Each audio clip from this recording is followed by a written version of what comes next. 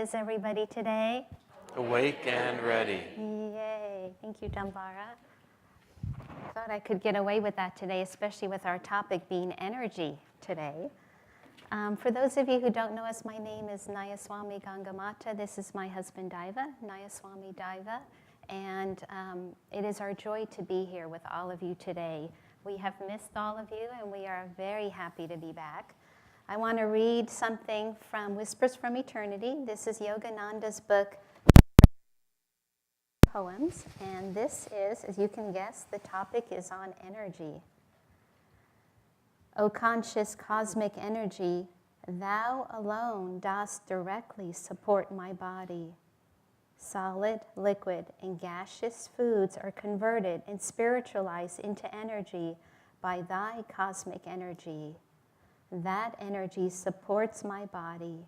Help me to learn, O Spirit, to live more and more by direct cosmic energy. Thine energy burns in the bulbs of my 5 senses. I recharge myself with thine omnipresent cosmic energy.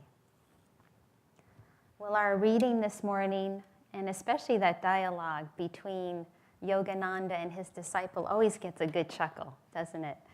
And it's a wonderful topic. How do we even begin to put our arms around this topic of the infinite? You know, we want to contain it somehow. We want to define it. We want to put it in boxes. I like to then stack my boxes very neatly and understand it from the bottom to the top. But we can't really do that with this topic. It reminds me of the cartoon. I think I've shared this before, but there's a mother cat, and all her little kittens are sitting next to her, and they're all staring into the litter box. And the mother cat says to her kittens, "Okay, children, it's time now to think inside the box." But this is just the opposite. We're being asked to think outside the box very greatly. I'm reminded of the line that Yogananda says that divine consciousness is center everywhere, circumference nowhere. Again, how do you even begin to grasp that understanding? I believe it's in India, and maybe Shu can help me, but I think I read somewhere there was a place of worship just outside of Calcutta, and the image of worship was this large spherical stone. It was so large, and I think maybe that is as close as we can get on this physical plane, you know, of explaining. It certainly has that circumference. That's what somebody said. It was so huge, and it was impersonal because it was this huge stone. But how do we even begin to grasp this topic? Swami Kriyananda would often comment on that line that Yogananda would say, center everywhere, circumference nowhere. He says, we would have to start somewhere. We can't just say, okay, God is where? Everywhere. We need to start inside of us. Again, it comes down to the same message inside of us, in the silence, in our own meditation practice. Yogananda would say, the soul loves to meditate. Why? Why does the soul love to meditate? Because when it meditates, it realizes it's home. It goes, finally, I'm here. I'm in a place where I do remember, I do recognize this place. And anytime we do any of our practices, anytime we energize, speaking of energy, anytime we pray, anytime we meditate, again, the soul expands and it can feel for that consciousness. And the masters and the great saints, they're a bridge for us to that consciousness.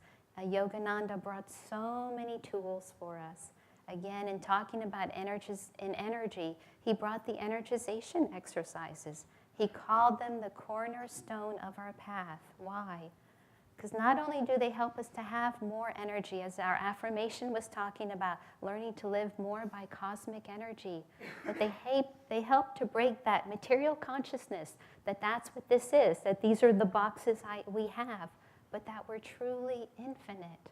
And all the other tools that he brought, these are the teachings that we follow here, the teachings of Yogananda, the tools of meditation, the energization exercises, pranayama exercises, all of those help us to break that material consciousness, help us to feel for that infinite consciousness and realize who we really are. And one of the tools that we got to practice these last 2 weeks was seclusion. Seclusion, Yogananda would say, is the price of greatness. I was talking to a friend of mine from New York, and she said, well, seclusion? What's seclusion? And I said, well, seclusion is a time when you put down your daily activities. We had the opportunity this time to take about a 2-week seclusion, which was very extravagant, which was lovely. That doesn't always happen. Sometimes it can look many different ways. I was explaining to my friend, it can be an afternoon, it can be a day, it can be a week. We are often, Yogananda recommended it, and on this path we recommend a week or so because it takes some time to unwind and put those boxes down and empty them out so that you can take that next step and go deeper and feel for that infinite consciousness. Because we're not all those deadlines. We're not that Facebook page we manage. We're not any of those things. And the blessing of us this time having 2 weeks is it took me about a week to break through that patterns. And then in that second week, I could feel for that deeper inspiration. My meditations got longer. They got a little bit deeper. My yoga practice happened, actually. You get to practice some things deeper. You get to pick up new tools, learning a new chant, anything to help you feel for that consciousness. But the masters, again, are a bridge for that. If we can invite them into our hearts, open our hearts to them, they will show us the way. I had the opportunity to read a couple of different books that were written by different disciples of Yogananda. And when you read them by Kamala, by Dr. Lewis, you feel that Yogananda had a special relationship with this person. And then you read the next book, oh, he had it with that person. Oh, and he also had it with this person. Then I realized he had it with everybody. And his main reason for doing that was not to have that personal relationship, but to show each one of them, and then through them to show us that we too are the infinite Christ.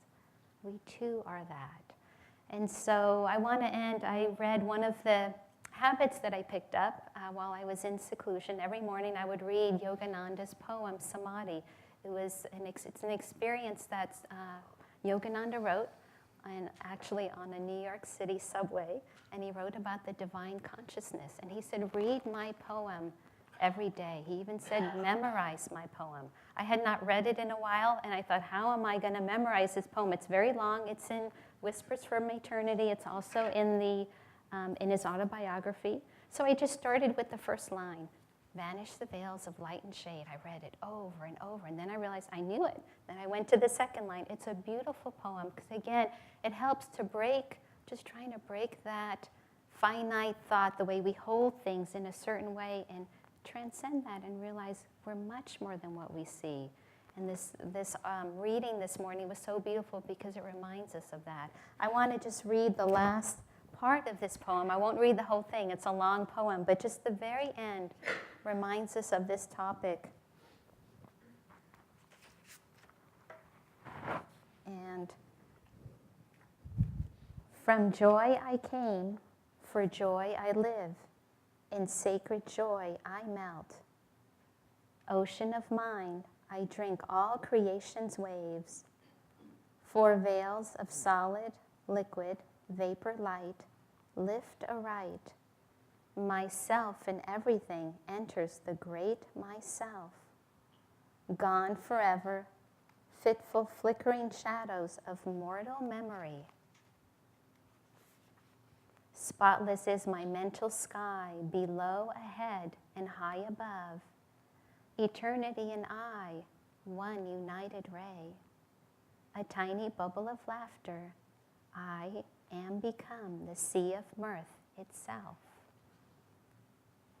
And now Daiva will also be sharing. You all, and thank you for taking time out of your lives to come share energy and joy together, friendship. You know, it matters when we show up. We tend to dismiss the import of our own presence. And you can take one person away, and then another person away from this room, and another person away, and another person away, and it's just a person. It's just somebody doing something else, and pretty soon you've got an empty room and nothing's happening. You add, and every person brings something unique and something precious and valuable into the mix. And out of that comes community, comes the ability to remember what's true, and the the joy, the value of remembering. I was helping a friend develop some property down in Southern Oregon. He'd hired me as a contractor to do it, and I was working with him. And the property had abutted another home, and it's out in rural Oregon. And we had to talk with the neighbors about an easement and about the relationship that was there. And the woman, lovely woman, she, I think, raises miniature horses or something like that, some kind of fun and exotic thing, and she's got a lovely ranch there. But people are very important to her trade.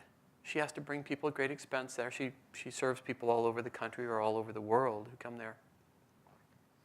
And we were talking about the fact that there was probably going to be a home or two put on the property next to her, and there'd be a shared road and stuff. And you could see the more we talked, the more she tensed up and kind of got this funny look on her face. And you could feel the resistance building. And I said, what's the problem? And she said, I came out here to get away from people. People are the problem. And I thought about it, and I realized, it's really true. When we are ego-driven, people are the problem. We are the problem also for everybody else. But people are the problem. And getting away from them so we can have it our way is very important. But the second you take ego out of the formula, one of the hardest things for people to understand, to tune into, is the fact that God knows what he's doing.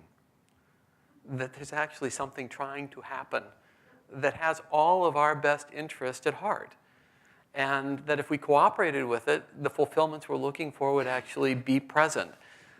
But it often doesn't look the same way that we think it ought to look. It often looks, in fact, radically different. And the native tendency when things look different than we think they ought to is to push away and shut down and resist and dig in our heels. And, all of us, if we're on this planet, all of us have some amount of that tendency, or we wouldn't be here. So think about, how does it feel when you dig in your heels? How does it feel when you start to insist that life ought to be different than it is? It's great, isn't it? Feels really expansive and happy and satisfying, right? Yeah, no. What happens is we start to just feel this great contraction and constriction in our hearts. One of the secrets, the masters come, and we make it all mystical, and so it's very distant from our own normal reality, but they come to give us some very simple and very practical understandings on how life really works, so that the happiness that's ours by divine fiat, by how we're made, can be experienced, can be set free inside our lives. And the masters, Swami Kriyananda, one of his great lines, and Ananda's founded on this, he said, we should learn to say yes to life. We should learn to say yes to life. How many times that you've dug in your heels have you really done anything? Have you really changed anything except your experience in a negative way? How often, how frequently have you really managed to get your own way and get everybody to, life to cooperate with what you thought you wanted? Probably not very often. That's been my experience. He talks about the way life really works is that if we cooperate with the things that are in front of us, what happens is energy starts to move through us or continues to move through us. And what's magnetic, what draws to us the things that we seek, is the power of magnetism. So if we don't shut down the flow of energy and constriction, if we keep that flow open, what happens is we start to magnetize a positive response. And often by that very fact, the very things that we were hoping would happen start to come into focus. And if that doesn't happen, what happens is we start to discover that what's really going on is A-okay. That there are things that are in it that are blessings for even us that we hadn't anticipated. And so I'm looking at this woman, and I'm thinking, kind of in the background, all these things, because it was after, 2 decades of training and experiencing and exploring, is this true? And I'm thinking, how can I possibly help this woman to understand? And I realized it was futile. There was no way. Because what it takes to understand these things isn't just somebody standing up and talking about them, but being in an environment long enough where those are practiced and where they're discussed, that we start to say, well, gosh, maybe I'll try that. And maybe I'll try it in this little tiny place where I don't really want it to happen, but maybe I'll just cooperate anyway, as opposed to the really big ones. The big ones are divorce, disease, death, all those kinds of things. And the very constriction of the heart. Yogananda says, very interesting thing. He says, grief is one of the meannesses of the heart. Isn't that an interesting phraseology? And the meannesses of the heart are constrictions of the heart. Pettiness, meanness, smallness. But if you think about it, what is grief? It's the pushing away of the circumstances that are in front of us. It's the assertion that this is not okay, that somehow I have lost the thing that's valuable in life is less now than it otherwise would be. And it's the commitment to that lesser thing that shrinks our experience of life. This isn't a teaching of pettiness. This isn't a, oh gosh, I just lost a limb. Isn't that fun? Oh gosh, I just got, it's not about putting on a pretended face onto all the things that happen in life. But it's digging beneath the surface of the things that are happening in life to feel for that constant flow of goodness and joy. That's the fabric of life. That's the fabric of creation. Right there underneath everything is that same joy, that same love, the same goodness. And he says, and the masters say, that if you cooperate with life, even when it looks wrong, even when it looks painful and hurtful, if you manage to cooperate, keep your energy going, say yes to life, what happens is you never go through that dip of experience. You never have the pain of life. What you have is a deepened experience that God's love is even in this. He said, and Yogananda talked, he talked about love. He says in one of his public talks, but it got turned into a writing. It's in one of the trilogy of books out there. I think it's in Man's Eternal Quest. It's a very short little talk. He just says, so many yogis say that you should be dispassionate, you should be self-controlled, you should have all of your energy inside, and you should love no one because it provides for attachment, and attachment gets distracting. He said, I choose the opposite. He said, I choose to love everyone with so much enthusiasm, with so much expression, just freedom, with so much enthusiasm and willingness that I will never lose them even in death. Death, you see, is an illusion. Death is a big illusion, but death is an illusion. Even Christ said, the last thing you shall conquer is death. You conquer everything. The Masters come to tell us there is no loss. There is no smallness. There is no moment where joy and freedom and love are not possible, equally available to us. And if we just hear it in Sunday service and we go off, it sounds really nice, it's really fun. And if we go off and just live our lives without changing, without beginning to explore the possibilities of some other reality, nothing really happened. We just wasted a couple of hours in service. And it felt good, but it's just a pleasure and pain kind of thing, just part of duality. But if we stay connected with those who are really trying it out, and we exercise ourselves, and we study it, and we hold ourselves in relationship to it to where we actually practice it, we start to discover that every time we don't sink with outer circumstances, we hold on to God's love, His energy, His joy, His freedom. We say yes to life. Life becomes more fruitful. Life becomes more powerful from inside out, our experience of it. And at the end of the day, that's all we really want. Think about all the times, each one of you, for just a moment, think about all the times that you really, really, really, really, really, really, really wanted something. Think about it. What was the last thing you really wanted? And think about what happened when you got it. It felt really nice for a while. Now think about that same thing right now. What's your relationship to it? And I can guarantee you your relationship to it is far less now than it was when you really wanted it. Because it's the nature of things. It's the nature of things for us to really want it, we get it, and then we get bored with it because nothing external can give us what we're seeking. That's true of anything. So if we don't get attached, if we love, if we don't ever constrict away from the flow of energy, energy is joy. Energy and joy, the greater the flow of energy, the greater the joy. Just that simple. It's a formula. Nobody goes, I feel so good. Nobody. Throw your shoulders back, open the heart, meditate, listen. Take the classes here. You know, we offer so many meditation classes. The Art and Science of Raja Yoga is coming up. It's 14 4-hour sessions where we get together and we practice the things that help us to experience more joy, more energy, more magnetism, and then we share meals together so that we have a chance to share satsang and friendship. And remember, the reason we're doing it is that expanded sense of goodwill, and then we talk the philosophy. Take those things. Sometimes, the record for taking that class, by the way, that course, is 12 times. Just in case you're wondering, it was not by somebody who was so dense they It was by a physician in Sacramento.